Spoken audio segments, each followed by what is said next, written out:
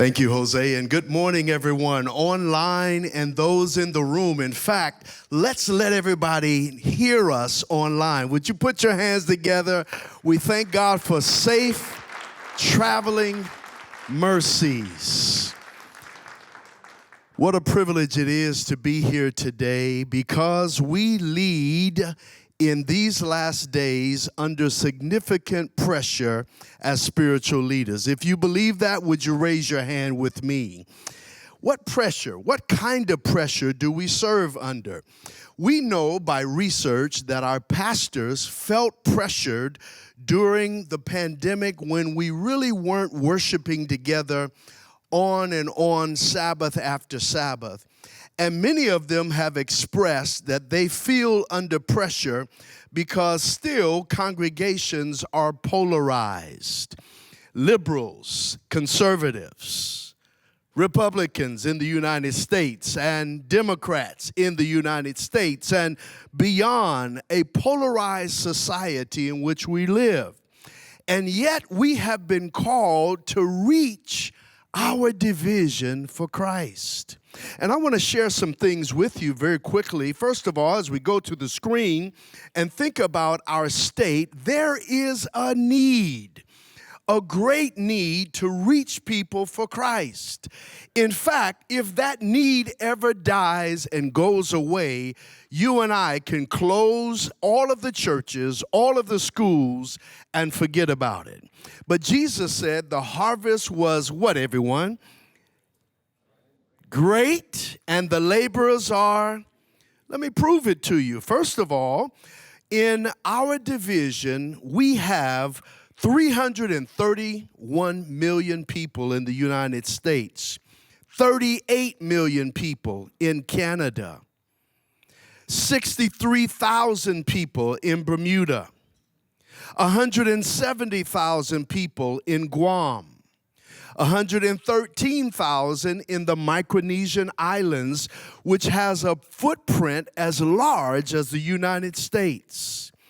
And then we have a total of all of those places, geographies, a people group of 370 million people to reach. That seems daunting, but let's look at it for a moment. Out of 370 million people, we only have 4,386 licensed and ordained ministers in our division. We have 5,000 churches, and with companies equals 6,500. And yet we have a membership of 1.2 million members, trying to reach 370 million people. I want to remind us today that God specializes in the majority being reached by the minority. I don't have time to tell you that God doesn't need a majority to reach the majority. He can use one heart to reach thousands. And this morning, pastors, one of the things that I want to remind us of is that we pastor, we lead as spiritual leaders in complexity and polarization. We have more generations today in our communities than ever before, from Gen Y to the builders, the busters, the millennials, the Gen X's, and on and on. And all of these generations hear our messaging in their generational life. And we have to understand that we not only are in a post-Christian time, let me put them on the screen here, we are also in a anti-biblical time where people not only don't accept the Bible, they are against the Bible. And that's the time in which we are finding ourselves leading as spiritual leaders. Also today, there is a huge technological impact on ministry and media. And as we think about our 3 M's at the division, multiply, mentoring, and media, How can we use media to reach the world for Christ? We ought not run from it, but we ought to run to it and educate ourselves and be multipliers of God's grace.